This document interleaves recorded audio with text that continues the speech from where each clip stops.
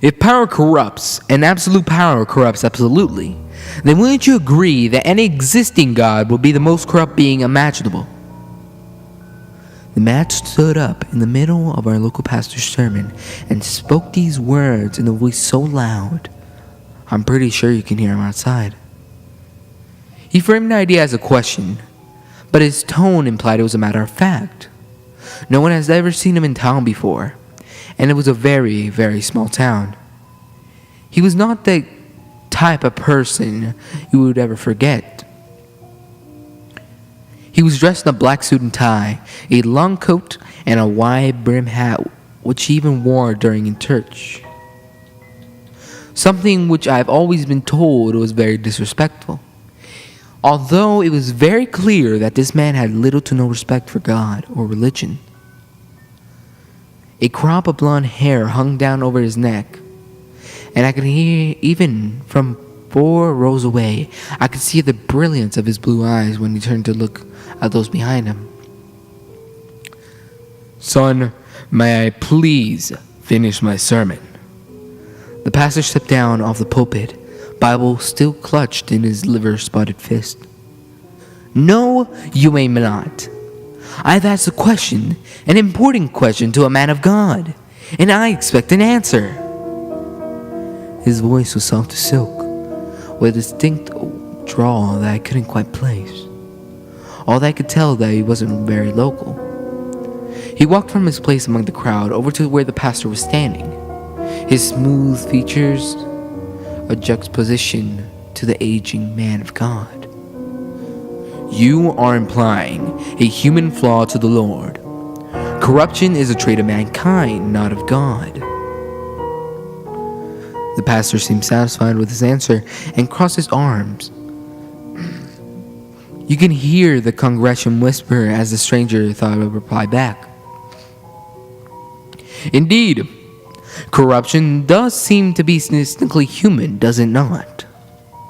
He turned around and gestured over to us if we were the humans which he spoke of. Yet, are we made in his image, Pastor? Yes, but we are also given free will. We make our own decisions about how we... Free will! The stranger interrupted the pastor and began to walk down the aisle towards the pulpit. Yes, we do have free will. Free to act as saint and sinner alike, though I'll be more reluctant to say there are more of the latter than of the former. That's what we do with free will, in our meager power. He stepped onto the pulpit and looked over the crowd of confused churchgoers. Son, I'm gonna have to ask you to step down from there.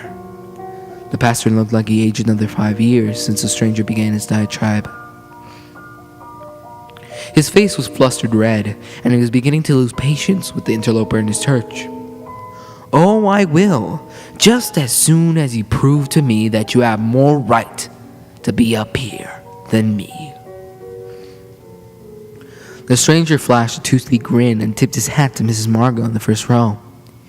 He blew her a quick kiss before returning his attention to the crowd. Her husband gripped her arm and stood to leave, clearly made uncomfortable by the gesture. I'm sorry, I can't sit here and listen to this anymore, Mr. Margot said to the pastor as he dragged his wife along. Mr. Margot, Mrs. Margot, I'm going to have to ask you to return to your seats till we're finished here. The stranger lowered his head and pointed one long finger in their direction. His frame seemed to extend just slightly as he did, making his arm look more stretched and his body more lanky. Mr. Margot, Tim to his friends who I never really got to count myself, suddenly dropped in place and everyone turned to face the stranger. Everyone sat in silence as the two simply looked at each other for what felt like forever. The stranger's sly smile curled on his thin lips. Mr. Margot began to sweat.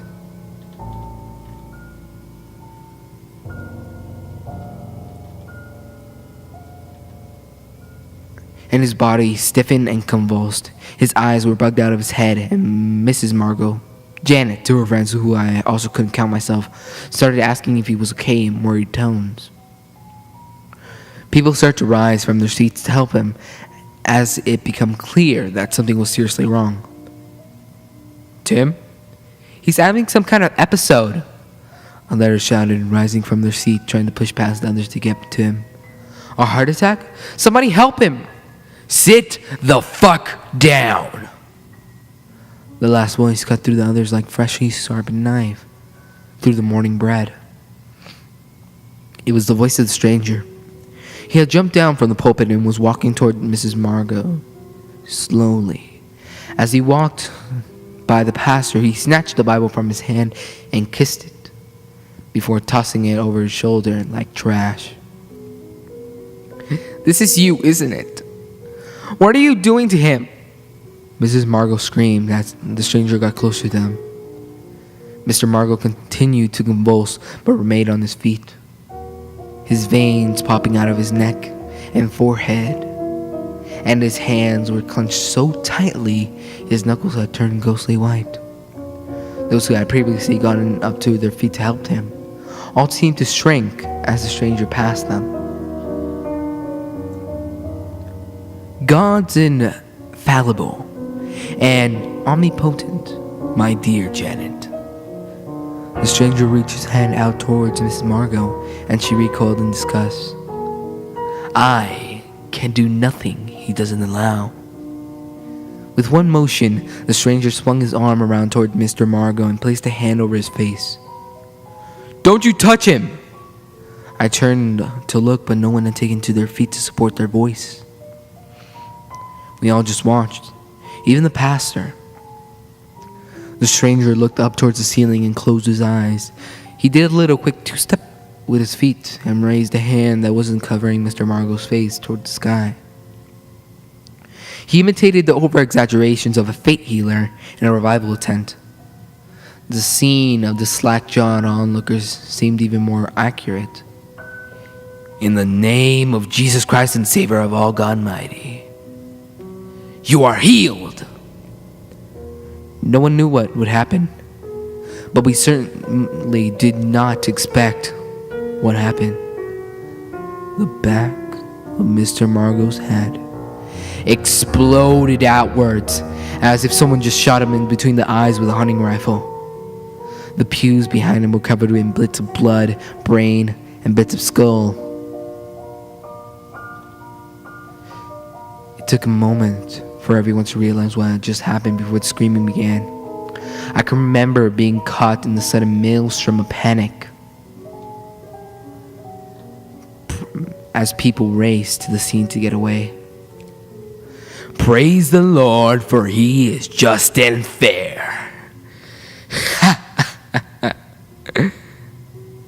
The stranger shouted with a laugh as people piled against the wooden, heavy doors of the church. "They won't open!" The sentiment was echoed by others as the panic got worse. You could hear people crying and smashing their fists against the door. I was stuck in the back near Mr. Margot's body. I saw his wife kneeled next to him, crying her eyes out and splattered with blood. She held him, his neck hanging limply over her arm, his eyes still bugged out of his skull and his face frozen in tension. Suddenly, a high-pitched whistle filled the church. Even in the madness, everyone turned to look. The stranger has taken his place back on the pulpit, and the pastor is standing below him, looking for where his Bible had fallen. I would ask that all of you take your seats until we're finished with the debate. He paused and looked down at the pastor, who was in feeble confusion and still hunting for his Bible. The stranger jumped down off the pulpit and snatched the holy book off the ground, where it had landed after he threw it. "You're gonna need this," he whispered to the pastor as he handed him the Bible with a patronizing pat on the head. He returned to the pulpit to finish his address to the council. "Take a breath, my lovely sheep. A new shepherd has arrived." He removed his hat and hung it on the cross that was set behind him. His slicked back blonde hair looked as if looked as plastic as his smile. Everything about him was starting to look off. Even the sound of his voice was becoming less and less human. "You may as well take your seats, children. It seems like you aren't going anywhere anyway." He straightened his tie and dusted his sleeves of his jacket. "Now, where was I before I was so rudely interrupted? Ah, yes. Humanity is corrupt, wouldn't you agree? Lying, cheating, stealing, and murdering. I'll call the human race a bunch of apes, but that would be insulting to the apes." The stranger picked up his point back from the last piece. He left it. He acted as if he were addressing a preacher who was currently looking confused and terrified, but he was really addressing the whole room. "So, I postulate that if man isn't made in the image of his God, and man is a corrupt entity, wouldn't it stand to reason that God is a corrupt entity?" The pastor, who had suddenly been called the defender of both humanity and the God he professed to love and understand for so many years of his life, stood dumbfounded. The room was quiet except for the occasional sob from Mrs. Margot. Everyone had retaken their seats, as if falling directly into their role as the middle of sheep. The stranger I claimed them to be. I was equally guilty, sitting down quietly in the middle of the pack, watching the whole thing play out. The stranger was hypnotizing in a way that made you feel uncomfortable. His presence made the whole thing feel like a dream. "Pastor Jerry." The stranger took a few steps across the pulpit and smacked the pastor in the back of his head. The pastor suddenly woke up from the shock he was in and looked fearfully into the eyes of the man who had just murdered one of his congregation and was holding the rest of us hostage somehow. "Care to offer a rebuttal?" "Your argument." The pastor's voice shook like he was going to cry. "Put some fucking feel it into it, man. Bring the Old Testament down on my head for fuck's sake. Fire and brimstone and all that jazz." The stranger picked up a candlestick and tossed it in between his hands. As he placed in front of the room, the pastor pressed his Bible to his chest and turned to the stranger with a bit more conviction. "Your argument places the sin of man in the hands of God, but I again say, we have free will. We choose to love, we choose to hate, and we choose to accept the Lord.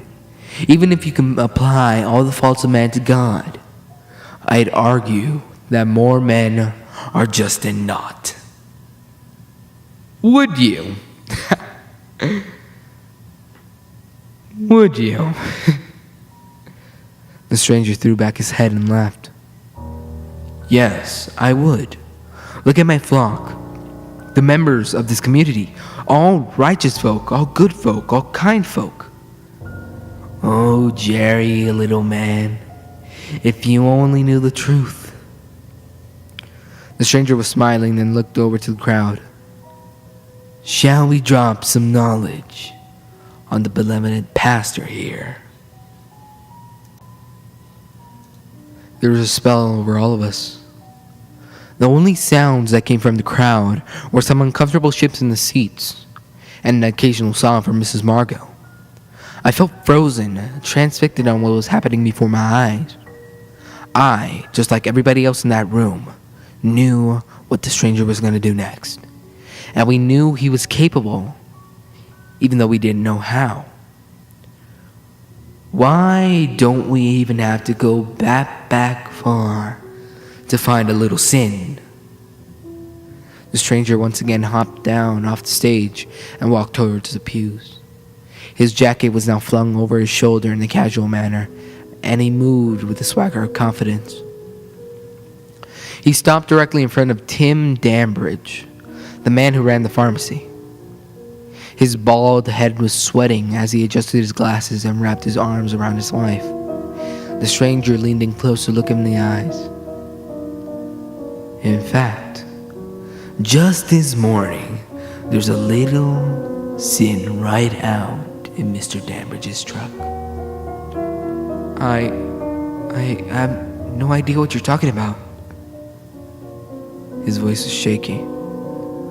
Oh, give me a break, Danbridge. Half the town already knows about this one. Might as well just come clean. The stranger stood and looked over at Annie, a senior in high school who was working at Mr. Danbridge's pharmacy. The stranger was right. Half the town already did know what was happening. But small towns tend to keep small secrets in circles. Mrs. Danbridge started sobbing and pulling away from her husband. She had already known too, but it was easy to ignore when you didn't bring it up. You could see the smile spread across the stranger's face. It moved like a spreading sickness and reached over his cheeks, his porcelain white teeth making it even more plastic looking. He reached down and grabbed Danbridge by the collar, lifting him to his feet and holding him facing palm towards him if he were showing him off to the crowd. Exhibit A, adultery. The stranger let go of his collar, and Danbridge dropped back down to the seat with his sobbing wife. And the girl just barely turned 18. Timmy, you nasty son of a biscuit. You can hear the talk rise among the crowd, the talk of those who already knew, and those who have just learned. Even in the midst of this surreal nightmare, everyone still seemed to love a good gossip. It's fine, Tim. The stranger snagged the Bible out of the cubby on the side of the pews and held it up in the air. As far as I know, no punishment too bad for you and your wandering dick in these pages. His eyes dropped to Annie, and his arm slowly followed until he was pointing the holy book right at her terrified face. Not too sure we're allowed to suffer the whore, though. The words had just barely left the stranger's mouth when Annie suddenly collapsed. You could hear the thwack sound as her head struck the pew right in front of her. When she went tumbling to the ground, everyone was suddenly on their feet. Mr. Danbridge attempted to rush to Annie, but the stranger grabbed his collar and pulled him in close as he were giving him a hug. Drag her out to the center of the aisle, would you? The stranger addressed those around her. While he seemed uncomfortable doing so, they still followed his commands. I understood. The pull that came from his voice was strong, like nothing I've ever heard before. The man who's at first attempting to help her now drug her convulsing body into everyone's view, which was exactly where the stranger wanted her. She was laying nearly feet to feet with Mr. Margot's corpse. When the man let go of her, I heard the stranger command them back to their seats, an order they carried out with equally remorse expressions. Please, let me go. Let me help her. Tim was struggling against the stranger's grip, flailing his arms and legs, trying his best to wiggle free, and behind him his wife was crying into her hands. We all stared down at Annie's tiny frame, banging against the floor in seizures. No one came to her aid. We all just watched. Sometimes I wonder how much was of the influence of the stranger, and how much was our own disturbing curiosity about what would happen next. It burns! Annie screamed out, white froth coming from the corners of her mouth. You can see her skin gone flush red, and she clawed at her Sunday dress with both hands. Please help me! The words came from the shouts of pure agony. The stranger tossed Mr. Danbridge back in his seat. Upon the cries for help, I could hear him order Tim to stay put like he was a dog, but I didn't dare take my eyes off of Annie. I wanted to help, I really did. But even if I'd gotten up, there was nothing I could do. The stranger got up next to her. He set his jacket on the floor right next to him. He placed one hand on her forehead and rested the other on top of the Bible, which he placed on her chest.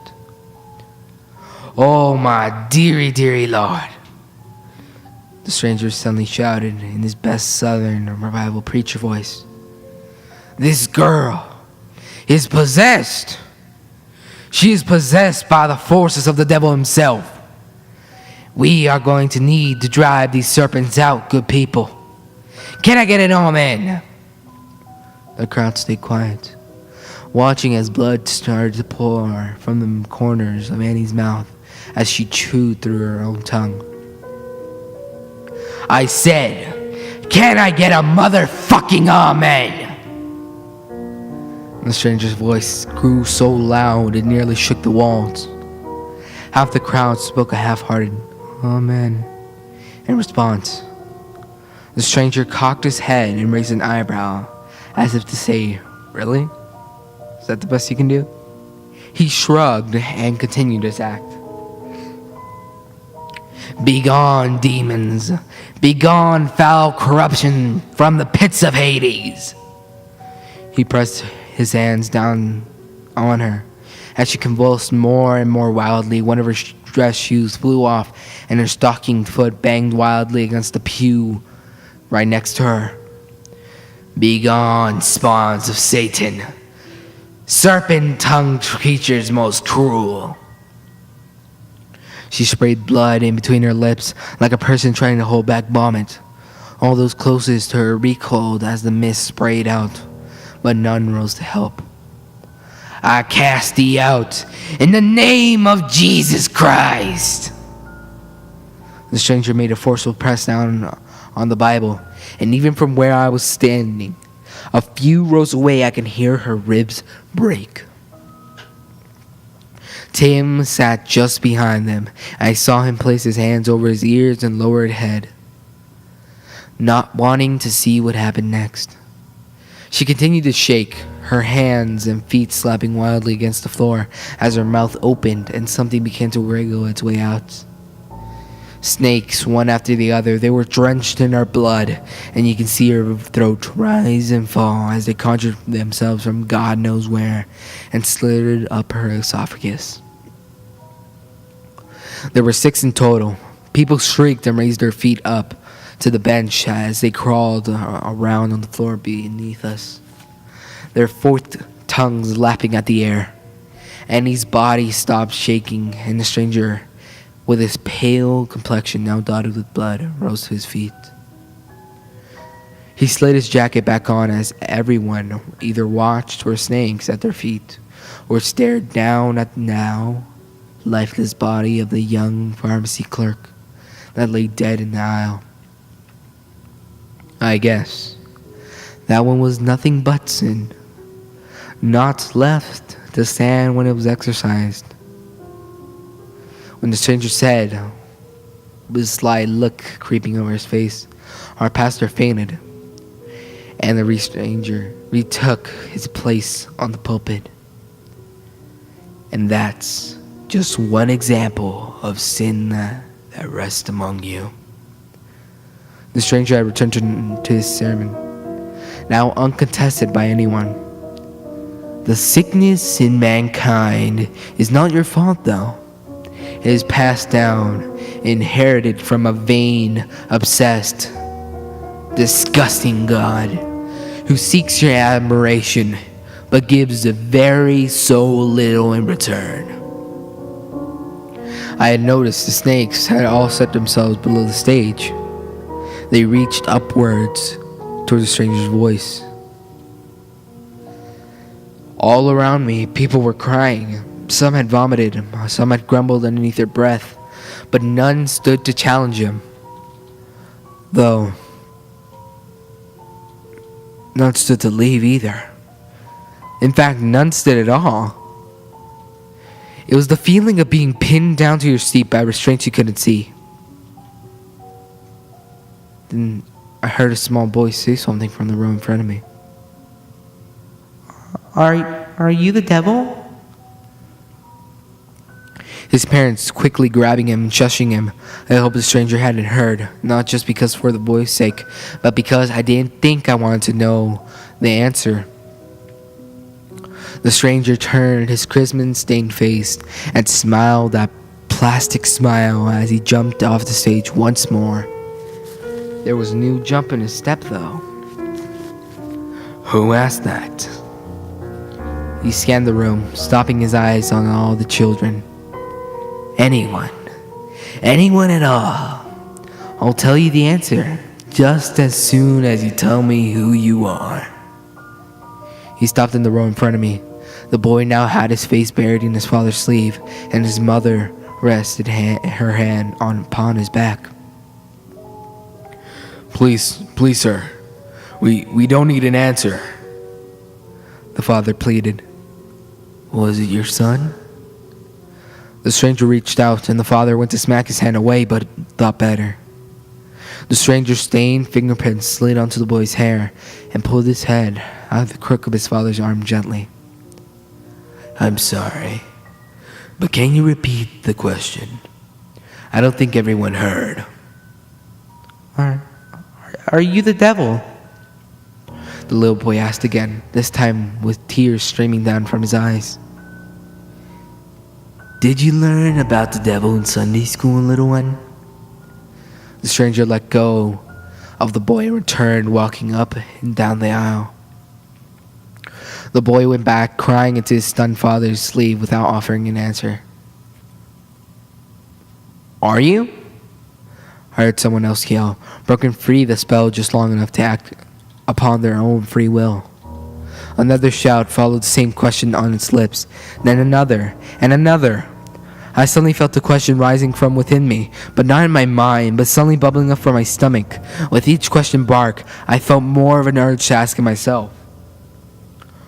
Are you the devil? The lying one? Are you the morning star? These questions weren't being asked by choice. Somehow, he was making us ask them over and over again, like a chorus. I shouted my own version of the question over and over again too. Everyone yelling and shouting, suddenly looking for answers. The stranger raised his hands high above his head like if he was an old western stick-up. He then slowly lowered them, flat palms facing down, and a slow, intense hush came from his teeth.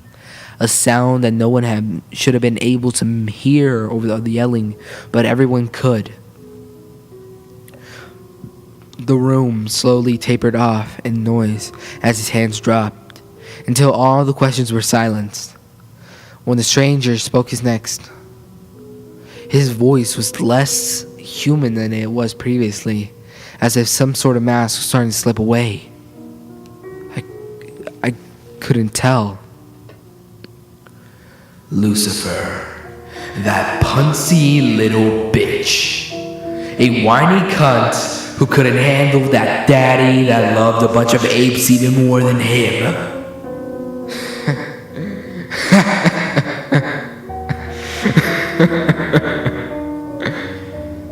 He laughed and stepped back down towards the pulpit. He stepped over the pastor, who was still passed out on the floor, with snakes circling around him, up into the stage. Never throughout the whole time of God and man has there ever been a creature more worthless and petty than angels. And never has there been an angel more worthless and petty than Lucifer. The stranger spit on the stage. There was an amnesty in his former icy voice. His blood-stained hands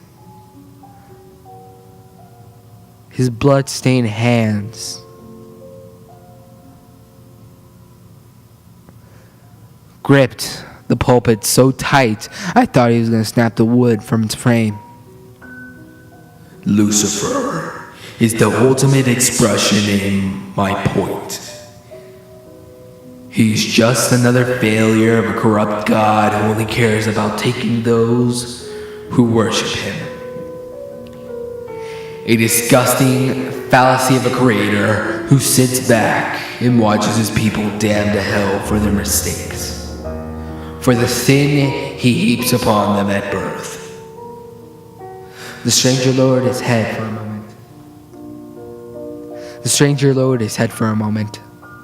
As if he were in deep thought. After a few seconds, his arm raised and pointed a finger at the boy's father, who had originally asked the question.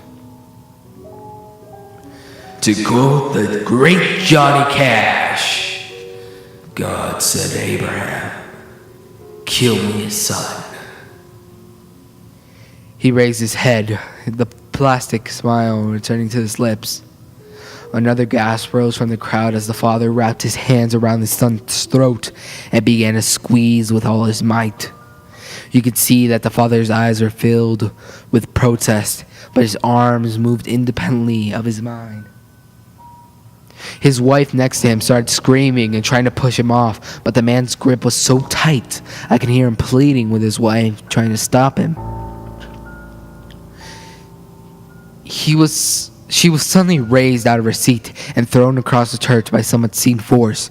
You can hear the sound of snapping bones as she struck the back wall hard enough to leave a crack in the plaster. God says Abraham's bitch should stay the fuck out of it. The father kept going, even when his son's face had turned nearly blue. Even as tears poured from both their eyes, even when the boy's body went limp in his hands, right there in front of the whole town. He killed his son, and all we did was nothing but sit and watch. All of us expected the stranger who stood at the pulpit laughed. Well, I think I'm done here. The stranger took his coat from the cross and slipped it back on. He twirled his wide-brimmed hat in his bloody palms for a second before placing it back on his head and jumping from the stage. He landed right in front of the pastor, who was finally waking up from his time on the floor. As the stranger once again stepped over him, the stakes began to strike at the pastor's flesh. Over and over again they struck. And the pastor's scream of panic mixing with the wailing of those who suffered loss that Sunday morning.